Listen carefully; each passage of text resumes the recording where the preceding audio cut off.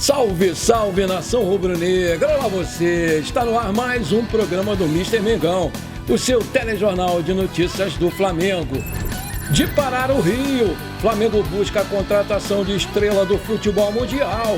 Contrato até 2026 acabou de ser confirmado. Pogba no Flamengo tem decisão definitiva na diretoria do Mengão. Por 134,6 milhões de reais é difícil de segurar. Landim recebe oferta da Inglaterra por atacante do Flamengo. Proposta oficial na mesa e só falta isso para o Flamengo fechar com Claudinho.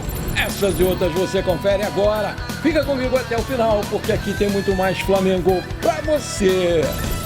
A classificação do Flamengo sobre o Atlético Paranaense nas quartas de final da Copa do Brasil foi de extrema importância. Isso porque o clube bateu a meta em premiação na competição, já que o planejamento inicial era de chegar no mínimo à semifinal. Com o avanço, o Flamengo embolsou 9 milhões de reais. Com isso, se torna a primeira projeção garantida da temporada. O Flamengo tem outras duas metas na Libertadores e no Campeonato Brasileiro. Na Libertadores, o Mengão, que está nas oitavas de final contra o Olímpia, planeja chegar à semifinal e no Brasileirão, no mínimo, ser vice-campeão. No momento, ocupa a segunda colocação, atrás do Botafogo, 10 pontos. Até agora, o Flamengo arrecadou 18,7 milhões de reais na Copa do Brasil e, caso chegue à final, pode ganhar mais 30 milhões se for vice e, se for campeão, mais 70 milhões de reais. A CBF ainda não divulgou se a premiação do Campeonato Brasileiro 2023 vai ser aumentada ou se isso vai continuar no mesmo valor. Não há certeza sobre quanto o Flamengo poderá embolsar caso atinja a meta de vice-campeão, mas pode comparar com o ano passado, onde o segundo colocado recebeu 42,7 milhões de reais. O campeão, no caso o Palmeiras, ganhou 45 milhões de reais no ano passado. Agora é oficial, segundo informações do site Diário do Fla, o Al-Nassr, clube saudita onde joga o Cristiano Ronaldo, está enfrentando uma proibição de registro de novos jogadores, de acordo com um comunicado da FIFA. A restrição ela foi imposta devido a uma dívida pendente com o Leicester, da Inglaterra.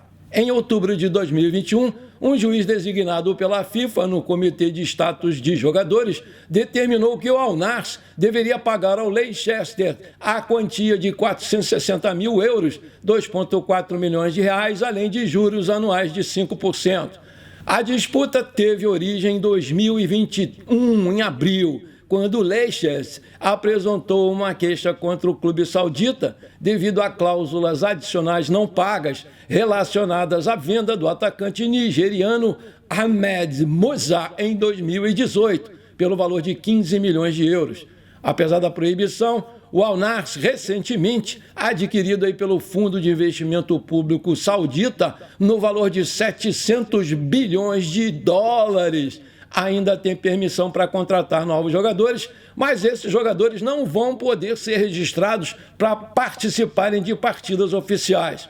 Já para a gente esclarecer o que é esse transfer ban, eu digo para você que é uma medida administrativa imposta pela FIFA para impedir que clubes realizem contratações por alguma queixa de inadimplência em negociações passadas. O time comprou e não pagou. Então, se o Al-Nassr for na FIFA e pagar essa dívida, que é baixa para os atuais padrões dos árabes, ele vai ficar liberado para fazer contratações e registrar. E aí o nosso querido Arrascaeta pode ser envolvido nesse caso aí, e eles vêm aqui e paguem os 300 milhões de reais à vista pelo jogador. Porque essa aí é a única condição que a diretoria do Flamengo admite perder o jogador. Maravilha! Agora chegou aquele momento de você me dar aquela moral. Se você está gostando desse programa, se você acha que eu mereço ser reconhecido pelo meu trabalho, então não esquece, manda brasa agora no like para fortalecer o nosso canal. E se você ainda não é inscrito, me dá essa moral, aperta o botãozão vermelho aqui embaixo, inscrever-se, aperta o sininho ali, pronto. Simples assim, você me ajudou demais. Muito obrigado, valeu. Vejam essa, a CBF entende que o Flamengo protestou sem razão no lance do impedimento do gol do Gabigol anulado naquela partida contra o Atlético Paranaense e que para ela o impedimento foi bem marcado pelo VAR. A entidade pretende exibir um vídeo para explicar como a decisão foi tomada. A imagem do VAR mostrada na TV e no estádio era de um ângulo diagonal e havia um borrão no braço do atacante rubro-negro. A câmera usada foi a mesma que normalmente é utilizada pela CBF para casos de impedimento.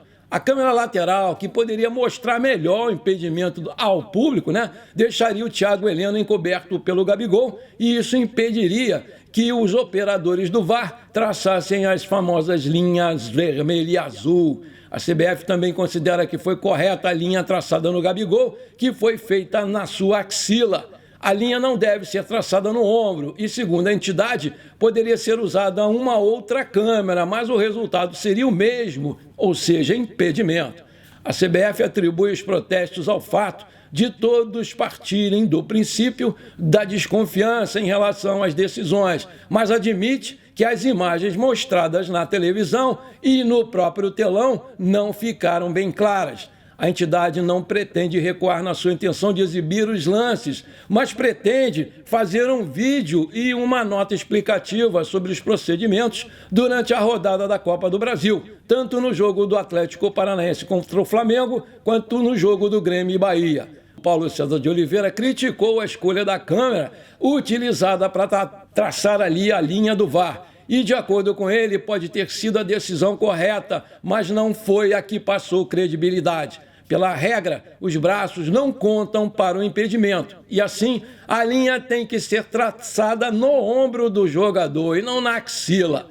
Nesse ângulo tão distante, não ficou claro qual o ponto que ele utilizou. A imagem tem que ser compatível com o que a pessoa está vendo. E com essa imagem borrada e distante, a impressão que fica é que foi tratada no braço, disse lá o Paulo César de Oliveira em participação no programa Sport TV. E você achou que foi mesmo impedimento? Coloca aí! Agora falando sobre o mercado da bola, uma notícia bombástica surgiu no fim da noite dessa última quarta-feira e que viralizou nas redes sociais.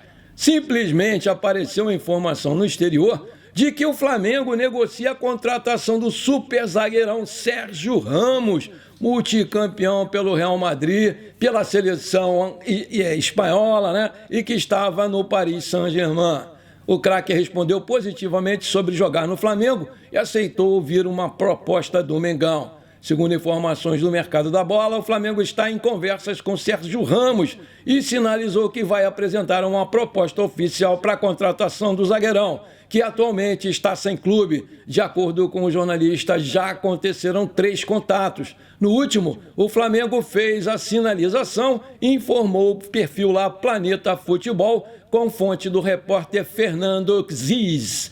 Sérgio Ramos é espanhol, tem 37 anos completados agora em março, é destro, tem 1,84 m de altura e o seu passe está avaliado aí pelo Transfermarkt em 4,5 milhões de euros. Ele tem 180 jogos pela seleção espanhola.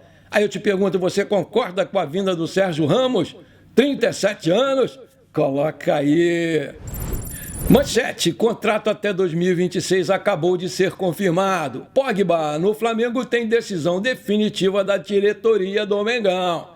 Dentre os nomes que vêm sendo especulados para fechar com o Flamengo, um vem chamando muita atenção da torcida. Trata-se do Pogba. O meia está de saída da Juventus, da Itália, com quem tem vínculo até junho de 2026. O clube pede 10 milhões de euros para liberá-lo. Ele retornou ao futebol italiano na temporada passada, mas está fora dos planos da equipe e na lista de saídas. Apesar das especulações surgirem nas redes sociais, não existe nenhuma negociação ou sequer sondagem pelo jogador. Vale destacar que o Flamengo não tem interesse na contratação desse jogador diante do alto valor e do perfil de reforços que a diretoria rubro-negra vem buscando no mercado da bola. Jovens. O Pogba é um meia central francês de 30 anos, 1,91 m de altura, tem contrato até 30 de junho de 2023 com a Juventus e o seu passe está avaliado pelo Transfermarkt em 15 milhões de euros. Então, com essa resposta aí do Flamengo, ficou bem claro que o clube não tem interesse nesse jogador. E você gostaria de ver o Pogba aqui no Flamengo? Coloca aí! Vejam só essa, o poderoso Palmeiras foi eliminado ontem da Copa do Brasil na sua própria casa pelo São Paulo do nosso querido Dorival Júnior por 2-1 e com isso a Copa do Brasil já tem 3 finalistas, aí semifinalistas, né? Flamengo, São Paulo e Grêmio. A quarta e última vaga vai ser decidida no sábado no jogo entre Corinthians e América Mineiro na Neoquímica Arena. A fase decisiva já tem data prevista para acontecer. Inicialmente, a CBF trabalha com a ideia de realizar as semifinais durante as semanas dos dias 9 a 16 de agosto, mas as datas podem sofrer alterações dependendo dos calendários dos clubes envolvidos. Os 4 times que estão nessa semifinal disputam simultaneamente Campeonato Brasileiro Série A e, além disso, também estão vivos em torneios internacionais. Flamengo joga Libertadores, São Paulo, Corinthians e América Mineiro disputam a Sul-Americana. Aí eu te pergunto, você gostou da eliminação do Palmeiras? Coloca aí! O Flamengo está perto de concluir mais uma venda milionária de um atacante. E se por um lado mais chegadas são aguardadas no Rio, um jogador do setor ofensivo está bem perto de se despedir dos seus colegas. Isso porque o atacante Matheus França, de 19 anos, está mais perto do Chelsea do que nunca. Ele vinha mantendo conversas e, segundo o Globo Esporte, o staff do jogador acaba de receber uma oferta oficial dos Blues.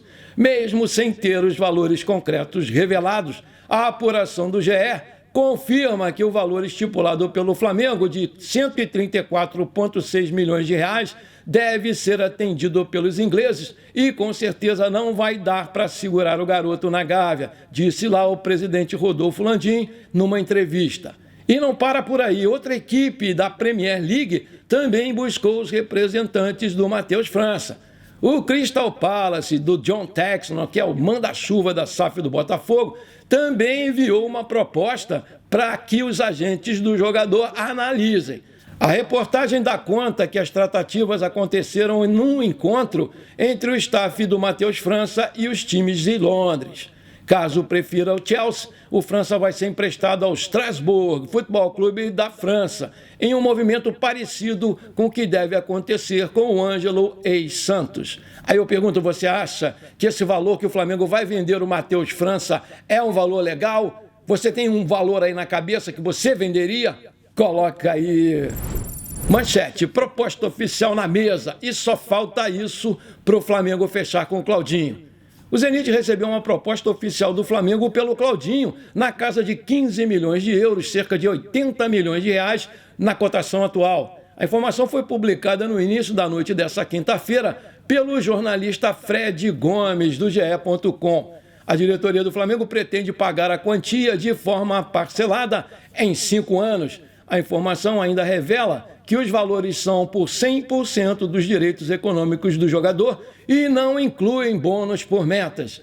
A diretoria está bem otimista de que vai conseguir ter êxito na contratação do Claudinho, porque entre o Flamengo e o jogador já existe um acordo para um contrato até 2027 e ele quer muito vir jogar aqui no Mengão. O jornalista informou ainda que pessoas próximas ao Claudinho afirmam que ele fala insistentemente e diariamente sobre a sua vinda aqui para o Flamengo, por quem ele tem uma admiração enorme desde os tempos em que jogava aqui no Brasil.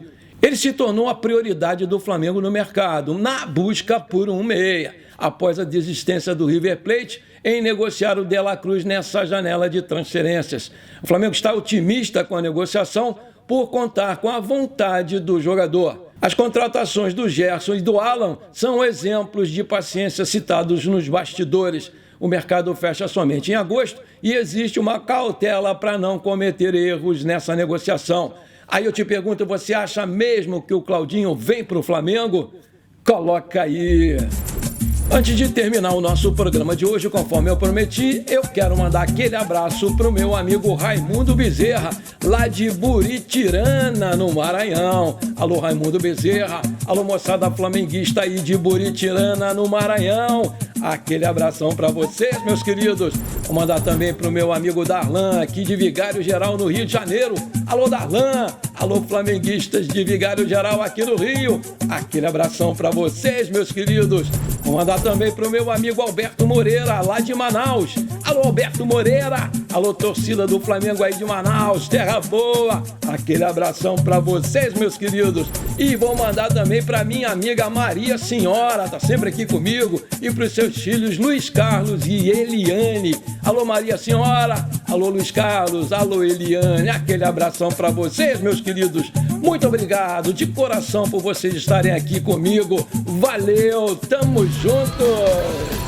Bom, por enquanto foi isso. Eu espero que você tenha gostado do nosso programa de hoje. Não esqueça de deixar aquele like maneiro, de comentar e de compartilhar com seus amigos e parentes flamenguistas, porque isso aí vai me ajudar demais a crescer o nosso canal no YouTube. Um forte abraço para você que ficou comigo até aqui. Muito obrigado e pra cima deles, Mengão!